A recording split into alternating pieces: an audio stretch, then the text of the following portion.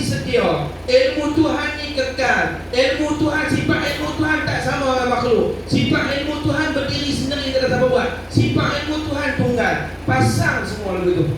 Punya ulama kita jaga bagi elok. Sebab tu dia bermain jiwa sifat dia dulu, supaya erti zat Allah dan sifat-sifat yang ada ni tak serupa dengan makhluk, kena ada sifat-sifat. Halus ulama kita pegang. Sebab tu penting mengaji sampai boleh. Sayang kalau ni sekat jalan ni boleh. Nah, gitu. Baik. Di kalam yang itu, habis kita faham lah. Di kalam yang ini, sebab tu lah orang yang tak boleh qidam bakok buka 85 ni, la dia tak jadi. Kalau dia ucap la tak jadi. Nafi tak jadi. Ini nafi.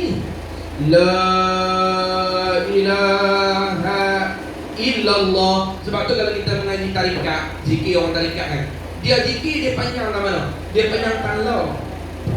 La ni 6 harakat. Ilaha 4, illallah 2. La ni panjang, nafi panjang. Sebab apa? Ni nak masuk ni. Tuhan ni, dia ni tak, la ni tidak. Dia tak ada mula, dia tak ada kesudahan, dia tak sumpah makhluk, dia tak bergantung ke siapa-siapa, dia tak berbilang-bilang. La ilaha illallah. Allah tu wujud dengan 7 sifat ni kat besar dia. Tapi nak boleh isbat Tuhan tu, kena nafi bagi betul dulu. Tuhan ni serupa lah dengan makhluk. Sedia ke tak? Ada ada penghujung.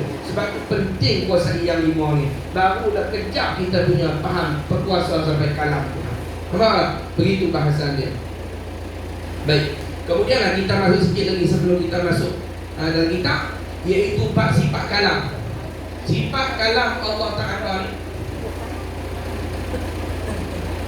sifat kalam Tuhan ni, ingatlah sifat berkata Allah ni, kita nak cakap itu, dia ada 4 perbahasan, 4 jenis kalam. Kita tengok balik kalam apa ni. Pertama, sifat kalam Allah Ta'ala, nama dia kalam nafs, kalam ismi. Tidak, kalam ismi. Apa kalam ismi? Itu merujuk kepada sifat perkata. Sifat perkata, sifat Tuhan sendiri. Kemudian ada kalam kedua, nama dia kalam nafsani. Apa nafsani? Iaitu cadangan berkata-kata. Cadangan berkata-kata. Makhluk tak ada lagi. Tuhan tak buat ni, cakap apa? Tak cakap ni. Tapi cadang nak cakap tu ada dalam ilmu Allah. Allah nak cakap apa dengan Adam nanti, nak cakap apa dengan Hawa, nak cakap apa dengan Nuh, nak cakap apa dengan Ibrahim. Cadang. Kalau untuk makhluk, dia cadang dalam hati, dia fikir. Tuhan dia bukan fikir, bukan ada dalam luar bagi Tuhan. Faham dia dalam ilmu Allah. Allah dah pilih dengan iradat Tuhan. Tuhan dah pilih perkataan-perkataan yang dia akan cakap, dia tutur dengan makhluk. Kalam nafsani. Nombor 3, nama dia kalam masdari. Kalam masdari ni apa dia? Perbuatan berkata-kata.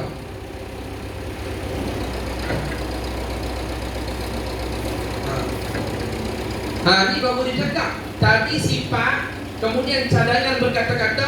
Bila terbit makhluk, Tuhan pun berkata-kata. Cakap dengan Adam, cakap dengan Hawa, cakap dengan Ibrahim, cakap dengan Nuh, cakap dengan malaikat, cakap dengan Nabi Muhammad. Itu kalam masdari. Perbuatan dia berkata-kata, cakap. Yang keempat kita mengajar itu kalam, ialah kalam lafzi. Bila Tuhan berkata-kata, dia ciptalah perumpamaan atau terjemahan kalam makhluk untuk kita faham. Kita panggil sebagai perkataan. Sebab Tuhan cakap bukan macam kita. Kita cakap ada huruf, ada suara. Tuhan cakap bukan ada huruf, ada suara. Cakapan Tuhan tak tahu dia kita. Cuma Tuhan cipta perkataan untuk terjemuh apa yang dia cakap. Kita panggil kalam nafsi. Jadilah Quran, Taurat, Injil, Zabur. Ya, kata tu Tuhan cakap bahasa Arab. Tuhan bukan orang Arab, cakap Arab apa? Dia cakap bahasa dia lah. Bahasa ketuhanan tak faham dia kita. Tapi dia cipta dengan putera dia perkataan yang menterjemuh. Jadilah Quran, jadilah Zabur, jadilah Taurat. Jadi itu translation bagi kalam Tuhan. Bukan kalam Tuhan tu bukan Tuhan cakap begitu. Ini kata Tuhan cakap, kita cakap Melayu kan. Kalau tak faham ah. Lepas tu Tuhan cakap kita ni cakap apa? Arab. Oh, makcik tak pergi ngaji Arab. Macam mana macam nak faham? Sebab tu orang mimpi Nabi ya. Orang mimpi Rasulullah. Nabi cakap kita cakap Melayu, cakap Arab kalau kita mimpi. Nabi cakap dengan bahasa kita. Kita cakap Melayu, Nabi cakap Melayu. Kalau dia orang India, Nabi cakap India, dia cakap India. Cakap dia nak. Hanya orang yang dalam mimpi faham. Allah Ta'ala jadikan Rasulullah cakap, kita faham. Dan kita cakap, Nabi faham. Padahal Nabi orang Arab ke Nabi orang Melayu? Ditranslate, faham sendiri. Tak? Makcik training Nabi Rasulullah. Dia makcik kena masuk kursus 30 hari bersyarat kan? Dia takut lagi cakap bahasa Melayu, Nabi tak faham. Makcik tak bantu dua ya. Ihdinas siratal mustaqim, ihdinas siratal mustaqim kan. Jadi Allah SWT ni 4 kalam no? Kalam ismi kena kepada sifat kalam sendiri, sifat perkata yang ada di Allah. Kemudian bila ada kalam ismi, Allah bercadang untuk berkata-kata. Tak berkata lagi pada masa azali. Tuhan cadang nak cakap apa kita. Dengan Adam, dengan Hawa, dengan apa. Bila terbit Adam, terbit Hawa, terbit malaikat, Tuhan pun berkata-kata dengan mereka. Maka mereka pun dengar kalam lafzi, perkataan Tuhan yang diterjemahkan. Balik kat mereka. Faham mereka? Itu yang turun. Yang kita kata dalam Quran, Bismillahirrahmanirrahim. Inna anzalnahu fi lailatul qadr. Sesungguhnya kami turunkan dia pada malam Lailatul Qadar. Turun apa tu? Ini kalam nafsi. Perkataan yang Tuhan buat turun. Buat turun daripada mana? Tuhan perintahkan turun daripada Allah SWT Baitul Izzah kepada langit dunia. Baitul Izzah. Tak Baitul Izzah. Ni Kaabah.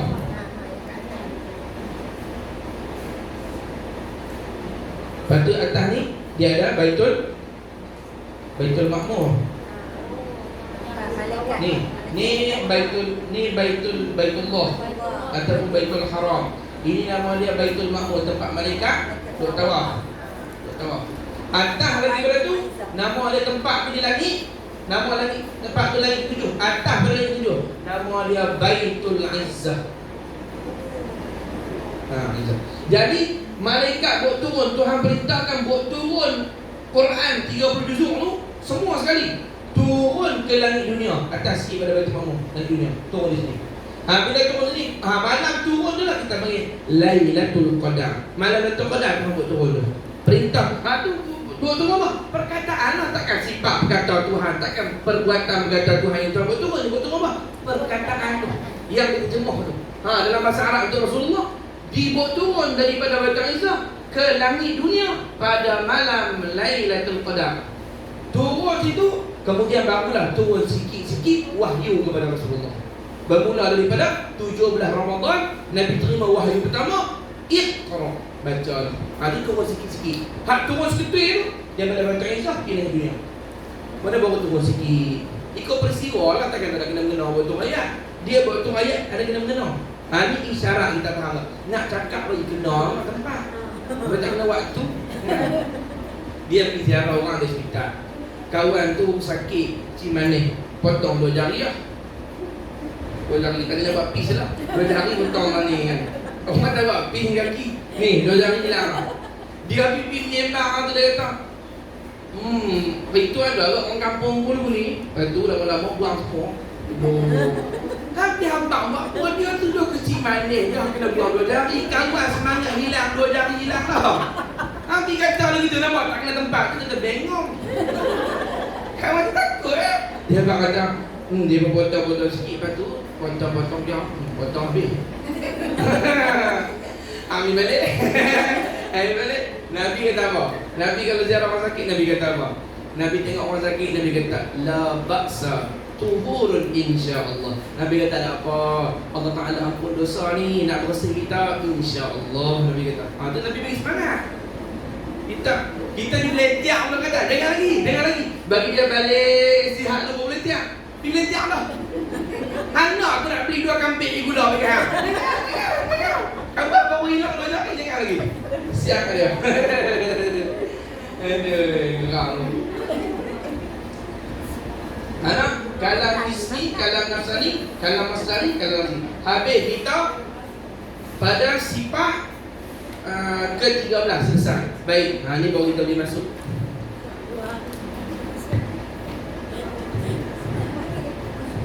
Okey, baik tuan-tuan. Bila sebut ahli sunnah wal jamaah, ini kita takut silap. Bila sebut ahli sunnah wal jamaah, bila sebut ahli sunnah wal jamaah ada dua saja. Dua pok aja. Macam kita katalah kalau fiqh ahli sunnah wal jamaah ada 4 mazhab. Hanafi, Imam Abu Hanifah, Syafi'i, Imam Muhammad bin Idris, Maliki dan juga Imam Hanbali. 4 mazhab. Ahli sunnah wal jamaah 4 mazhab tu. Kalau dari segi fiqh. Dari segi tauhid, bila sebut ahli sunnah wal jamaah, dua aja mazhab dia. Saya ulang kali ni. Bila sebut tauhid, mazhab ahli sunnah hanya dua. Lain berdua ni bukan ahli sunnah wal jamaah. Apa dia tu? Asy'ariyah dan Maturidiyah. Ni kena ingat nama ni, jangan silap.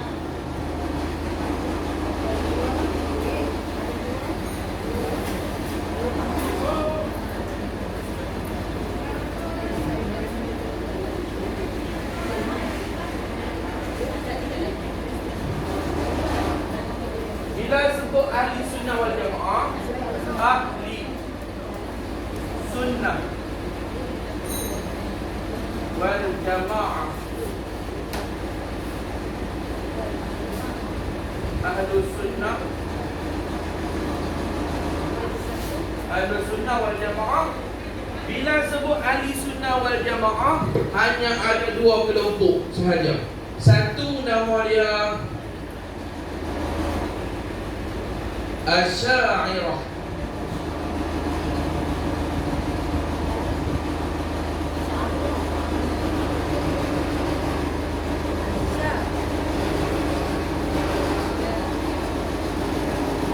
Yang kedua nama dia Maturidiyah. Maturidiyah. Dua ni nama jemaah. Bila sebut ahli sunnah jemaah, sebab apa saya sebut siap? Wahabi mengaku ahli sunnah, Mu'tazilah mengaku ahli sunnah, Syiah mengaku ahli sunnah. Jadi semua boleh klaim ahli sunnah. Kita nak tahu betul mana? Ni, ahli sunnah dua ni, Asy'ariyah, Maturidiyah. Asy'ariyah satu ulama, nama dia, nama pengasas mazhab ni, nama dia Abul Hasan Al-Ash'ari. Tulis bila orang kata bagi ingat, esok orang tanya senang. Ash'ari, Al-Ash'ari, Abul Hasan Al-Ash'ari. Itu nama dia Asy'ariyah. Ambil pada nama dia tu. Maturidiyah pengasas dia Abu Mansur Al-Maturidi. Ini anak murid dia, anak murid daripada Imam Syafi'i. Abu Mansur Al-Maturidi. Itu ahli sunnah wal jamaah.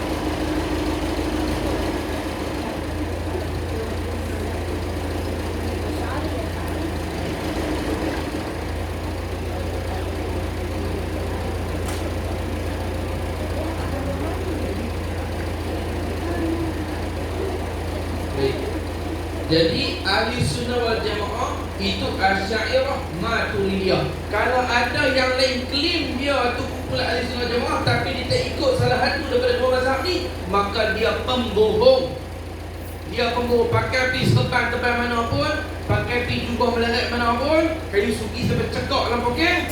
Kalau dia tak ikut Asy'ariyah, Maturidiyah, dia bukan ahli sunnah wal jamaah. Ulama kata idza utliqa ahli sunnah wal jamaah fal muradu biha al-Asy'ariyah wal Maturidiyah. Apabila disebut Ahlussunnah wal Jamaah, maka dikehendaki yang dimaksudkan Ahlussunnah tu ialah Asy'ariyah Maturidiyah. Lain pada tak pakai. Bab Wahabi lagi mengaku Ahlussunnah Jamaah. Dan mereka lebih pegang mereka lah Ahlussunnah bagi hadis. Dan lah ni Wahabi pun baca sifat 20 je Dulu tak baca, lah ni baca lah. Tapi sambil baca sambil kata, ini tak apa tepat betul. Ini boleh lakukan. Ini dia kritik saya mengajar. Jaga. Duk main pada 20 pun Wahabi lagi. Hak tak belajar telah lagi. Hak tak mengaji pening. Tak tidak. Hak mengaji pening. Hak tak mengaji tak pening. Bapak saya kata, mengaji ni ibarat kita buat motor. Lagi kita masuk dalam masalah-masalah yang hal yang payah, ibarat kita perah motor jadi laju. Bila laju, kena hati-hati. Silap sikit pakai belah pokok patah tuan patah. Tapi kalau slow tak apa lagi. Pelan-pelan. Tapi orang tak rajin ni tak bawa motor beramai lah. Tu. Jadi saya lah betul dia ni. Okey, pasal cerita ni pasal kita mengenai sifat 20. Kalau ikut Abul Hasan Asy'ari sampai sifat tadi kalam 13 tu sudah selesai bab Tuhan. Bila kalau ikut Abul Hasan Asy'ari 13 sifat aja. Mana? Wujud sampai kalam. Bila jadi ini pendapat muhtamad. Pendapat paling kuat dalam Ahlussunnah wal Jamaah 13 sifat ni yang wajib. Lebih tak wajib dah. Kita kena balik. 13 sifat ni yang wajib kalau ikut Abu Hasan Asy'ari. Kalau Abu Mansur Maturidi lah, dia kata 20 sifat. Pasal lagi banyak ni payah orang. Ada sebab. Saya kita tengok bahasan dia. Abu Mansur lah kata 20 sifat. Dia tambah lagi 7 huraiannya. Jadi Allah SWT Muhammad, ini pendapat muhtamad, ini pendapat masyhur. Ulama kata walaupun pendapat ini muhtamad yang paling kuat, tapi sebab yang ni yang dah masyhur, kita pakai yang masyhur supaya sekata. Dah pakai ada senang. Banyaklah orang yang pergi mengaji mana? Dia mengaji ustaz ni mengaji apa? Sifat 13. Jadi pelik sebab tak masyhur. Jadi pakai 20 lah kan, mengaji 20 tu. Pagi ni kita tahu. Hak tak mengaji jadi pelik. Orang mengaji, tak. Hak tak mengaji 13 tu bukan rukun sembahyang. Dia ni. Tengoklah kita masuk.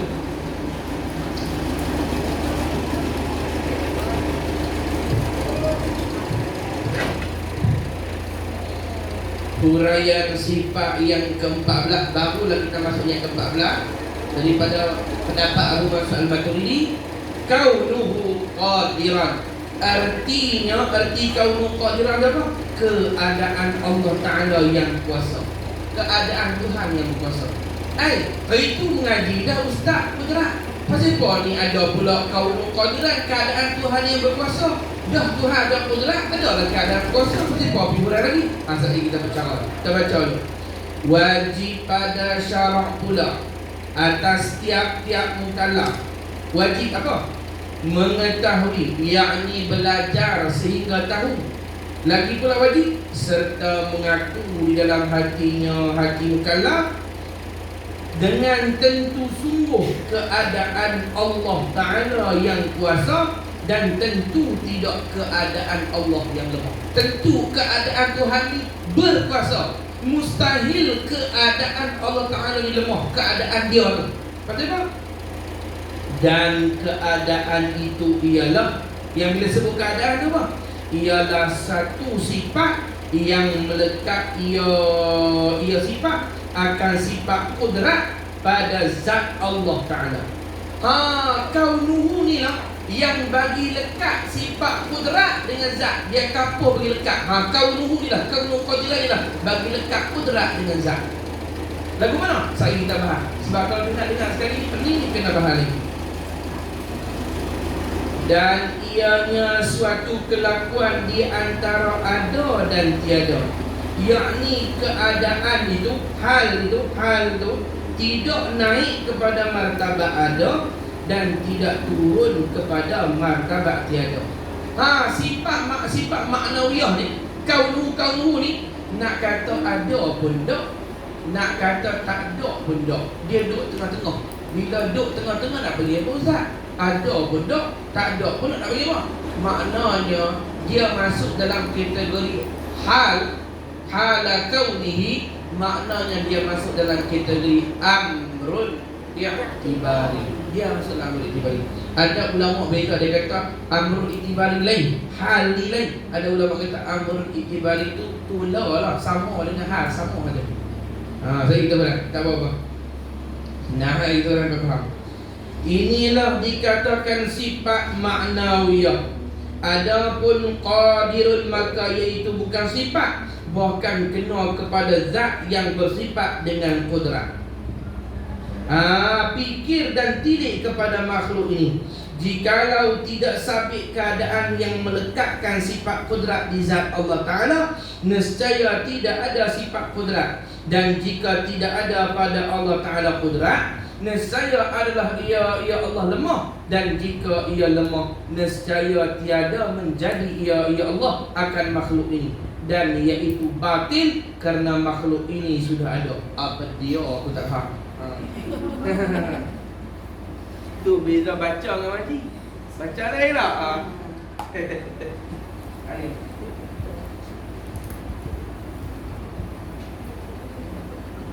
Kita urai sebab kenapa tu Abu Mansur ni dia tambah bagi 20.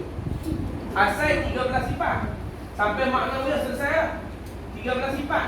Abu Hasan kata, pasal apa Abu Mansur tambah sampai 20 sifat? Kita tengok tu sebab dia tulis tu. Okey. Salah satu daripada firqah fahaman tauhid yang menyeleweng, nama dia Mu'tazilah. Ni Mu'tazilah. Mu'tazilah ni siapa dia? Puak yang guna akal terjemah Quran hadis. Dia jaga. Kalau kita banyak pakai akal sendiri terjemah Quran hadis, masuk dalam golongan Mu'tazilah.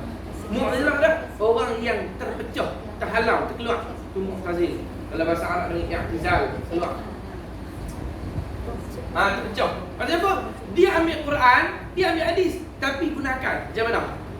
Dulu pengasah ni, pengasah pahaman ni, dia anak murid Abu Hasan Asy'ari. Apa sebab orang kita? Tapi dia gunakan. Macam mana dia gunakan? Tok guru mengajar dalam kelas. Tok guru kata, Allahumma shalli ala Muhammad.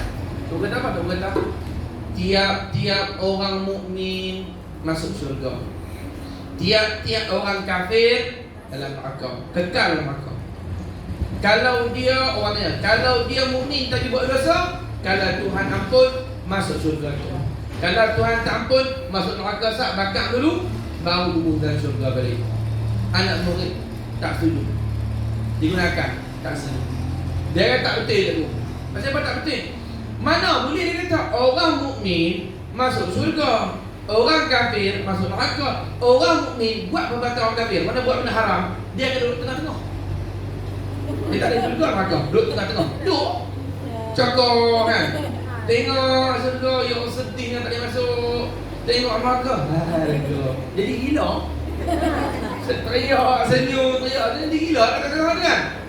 Tu anak murid dia kata. Anak murid ni lah yang gunakan ni. Imam Abu Hasan kata, i'tazil, keluar daripada majlis itu. Keluar daripada i'tazil, keluar tu lah. Dia bina mazhab dia nama Mu'tazilah yang terkeluar. Dia terkeluar daripada ahli sunnah jemaah. Lepas tu kita kena ngaji firqah-firqah. Tasawuf kita kena ngaji. Dalam tasawuf saja, kalau orang tak mengaji betul-betul bab tauhid, dia akan mesti sesat. Mesti bab tasawuf ni dalam. Ni tasawuf kita nak mengaji tu. Kena mengaji pada dulu lah, mestilah je. Kalau kita mengaji dalam bab tasawuf, tasawuf aja ada 12 pok. 12 pok tu sesat. Satu je betul. Hak ni sesat habis dalam tasawuf. Dia ada pok Auliyaiyah, ada puak ilhamiyah, ada puak hubbiyah, ada puak haliyah, ada puak hululiyah, ada puak ittihadiyah, ada puak wujudiyah, ada puak nama-nama saya lupa nama. 13-12 puak semua yang sesat dalam tasawuf. Sebab tu kalau tak mengaji pada dulu sesat. Pentinglah pada dulu. Janganlah mendengar bab tasawuf tarikat ikut-ikut dah. Kita pegang tasawuf sesat sikit. Dok, ustaz, saya dengar saya teriak, dia pergi. Nak teriak, nak merau kira lain. Akidah lagi tu. Teriak dunia, teriak akhirat neraka. Sebab akidah tak betul. Mengaji sebab dulu. Bapa Saleh kata apa? Ikat molek-molek dulu tauhid. Lepas tu mu nak belayak kau dah selalu selamat dah. Ni mu tak ikat kejap lagi. Mu belayak tu pakai hang apa dibawa dia ombak hilang lagi tu pakai mati tu je. Ikat dia elok dulu dia kata kejap. Bagi tahu dulu sifat dulu. Mengaji lagi faham dulu. Lepas tu nak pergi ke tasawuf tarikat, insya-Allah selamat. Nampak? Jadi Mu'tazilah, tengok cara dia fikir. Pasal apa yang Imam Abu Mansur sebut 20 sifat? Kan kita belajar zat Allah, bukan zat Allah ni saya faham kan? Zat Allah. Allah ada 7 sifat kan? Qudrat, irada, sampai 7 lah. 7 sifat makna tu baik. Jadi Mu'tazilah kata, siapa buat bumi? Kita kata Allah buat bumi. Allah buat dengan sifat qudrat. Dia kata Allah tak ada sifat. Allah beda. Allah sendiri tak ada sifat, dia tak ada sifat. Dia sendiri buat bumi. Pasal apa? Kalau qudrat buat bumi, dia kata, jadi bumi ni hak qudrat, bukan hak zat. Dia faham tu? Nampak dia gunakan. Kalau Allah yang menghendaki iradat, jadi yang jadi itu hamba kepada iradat, bukan hamba kepada zat. Jadi tak boleh ada zat. Buat. Zat saja. Zatlah menjadikan, zatlah yang menghidupkan, zatlah yang mengampunkan, zatlah. Dia buat begitu. Kali-kali macam betul. Gunakan bungkus. Jadi kerana itulah Imam Abu Mansur tambah 20, dia buat hal. Hal ni apa dia? Baik. Bila zat ni dia ada sifat qudrat. Qudrat ni ada di zat apa? Ni zat Tuhan. Sifat ni ada di zat Tuhan. Zat Tuhan ketika itu, keadaan zat dia tu qadiran. Zat dia berkuasa. Pasal apa dia buat main hal? Nak abang kata dia buat main sifat maknawiyah ni nak abang. Sifat ni tak tertakiah pada zat. Memang sifat lain, zat lain. Tapi sifat ni ialah bahagian daripada zat, tak lari daripada zat. Maknanya bila Tuhan ada sifat qudrat, Tuhan itulah yang berkuasa. Bukan qudrat tu lain pula suku. Bukan suku-suku, zat lain, sifat lain. Zat bila bersifat dengan qudrat, zat tu qadiran, yang berkuasa. Jadi yang buat bumi, Allah yang berkuasa, bersifat qudrat. Bukan qudrat itu asing dibuat pula. Sumpah ni lah. Kita kata di Tok Guru tu ilmu dia banyak, dia ada sifat ilmu. Maka Tok Guru tu kita panggil alim. Sebab ada ilmu tu kat dia. Jadi kalau dia mengajar, kita kata dia mengajar ke ilmu dia mengajar? Dia lah mengajar pada orang. Begitu. Sebab tu lah dia buat perkataan maknawiyah, nak bagi faham. Zat bila ada sifat, zat tu dia apa? Keadaan zat tu lagu mana? Jadi supaya tolak pahaman yang kata sifat yang buat, bukan zat buat. Tak, zat buat dengan sifat. Dipaham ke? Ni. Tok mengajar. Orang kata, Tok Guru tu ilmu dia banyak. Dia mengajar, dia ajar ilmu. Dia ada sifat ilmu, dia Tok Guru. Lepas tu, siapa mengajar? Dia tak mengajar. Dia ilmu dia tu cakap. Dia orang benar. Saya ni nampak ni. Saya ada sifat berkata. Kata tu ni. Tuan-tuan nak kata sifat saya cakap ke saya cakap? Saya lah bercakap, tetapi dengan sifat berkata. Tapi saya lah yang cakap. Tak boleh kita kata sifat yang cakap. Kalau cakap tu pelik orang kata tak cerdik. Tok Guru tu ilmu dia mengajar hebat, ilmu dia mengajar, dia mengajar, ilmu dia mengajar apa? Jadi nak kita faham kata zat dan qudrat tak pisah. Sebab tu buat main maknawiyah. Kaunuhu qadiran. Keadaan Allah bila ada qudrat, keadaan dia yang berkuasa. Zat dia tu berkuasa bila ada sifat qudrat. Begitu. Mula kita baca dengan kita. Wajib pada syarak pula atas tiap-tiap mukallaf. Wajib apa? Mengetahui serta mengaku di dalam hatinya. Mengaku apa? Dengan tentu sungguh keadaan Allah Ta'ala yang kuasa. Keadaan dia kuasa. Sebab apa? Sebab di dia ada sifat qudrat. Dan tentu tidak keadaan lemah. Tak ada sifat lemah. Tak ada keadaan dia lemah. Sebab apa? Sebab sifat qudrat itu sentiasa dengan dia. Maka tidaklah sekali-kali dia berkeadaan lemah. Sebab dia ada sifat qudrat. Dan keadaan itu ialah satu sifat yang melekat ia akan sifat kudrat pada azab Allah. Dengan sifat daripada dia. Dan keadaan itu, keadaan yang kita beri kaunu bahasa Arab maksudnya keadaannya. Kaunu itu bahasa Arab maksudnya keadaannya. Qadiran yang berkuasa, kaunu qadiran keadaannya yang berkuasa. Jadi keadaan tutup kita kata itulah yang melekatkan zat dengan sifat. Bukan melekatkan zat itu jadi pekat gitu, bukan. Yakni yang menceritakan, yang memahami kita bahawa zat dan sifat tidak tanggal sekali-kali, sentiasa bersama. Ada orang yang tanggal. Nak tidur ni jam boleh tercabut, cincin dia jauh, takkan sifat dia tanggal. Mana dia tanggal sifat? Nak tidur ni buang sebab lihat tak tepi lah. Buang sebab pendengar tak tepi lah. Itu dia berkata bila tidur orang cakap tak dengar. Dah bukan, ada lain. Ada lain. Bayangkanlah step mata ni pun letak mata. Tak tindak ya, cari orang tamu. Tak orang tamu, cari gambar. Tak dia rumah kita, cari dia rumah jiran. Step mata ni pun, kalau lah Tuhan buat sifat ni boleh tanggal. Pakai orang buta, pekak, cabut. Dia masalkan buta pekak. Bila tinggal mata, sebab boleh cabut. Dia tak ingat. Jadi zat dengan sifat tanggal tak? Sebab tak tanggal tu, itulah kita panggil hal keadaan. Cerita kata zat dan sifat ni tak pernah tanggal. Kita panggil hal keadaan. Hal keadaan Tuhan berkuasa. Maknanya zat dengan sifat kudrat tak hilang. Hal keadaan Tuhan mengetahui. Maknanya zat dan sifat ilmu Tuhan tak hilang, tak tanggal. Hal keadaan Tuhan berkehendak. Maknanya zat dan sifat kudrat Tuhan tak tanggal. Begitu aja. Nak dipaham supaya jangan orang ada kata yang buat tu kudrat, yang melihat tu sama, bukan. Yang melihat Allah dengan sifat basar, yang mendengar tu Allah dengan sifat sama, yang tahu tu Allah dengan sifat ilmu, yang berbuat tu Allah dengan sifat kudrat. Begitu. Allahumma shalli ala Muhammad. Dan ianya suatu kelakuan di antara ada dan tiada. Yakni keadaan itu tidak naik kepada martabat ada dan tidak turun kepada martabat tiada.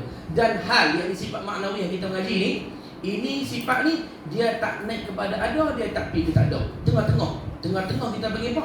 Amrun iktibari. Nak kata ada benar, nak kata ada benar. Sebab yang ada tadi sifat makni. Hak ni bukan ada, cuma dia cerita keadaan Allah. Bila Allah ada sifat tu jadi itulah keadaan Allah. Maka hati kita punya apa? Amrul itibari. Faham saja. Bila Allah ada kudrat, keadaan dia kita faham, berkuasa. Kalau ada iradat, keadaan Allah berkehendak. Bila ada sifat sama, keadaan Allah yang mendengar. Lagi tu boleh faham tak? Inilah dikatakan sifat maknawiyah. Sifat maknawiyah. Pasal sifat bagi maknawiyah, sifat yang terbit daripada maknawi. Terbit maknawiyah. Sifat yang dikeranakan sifat maknawi. Sebab ada sifat maknawi, terbitlah sifat maknawi. Keadaan. Jadi kalau Sunnah Tok Guru disebut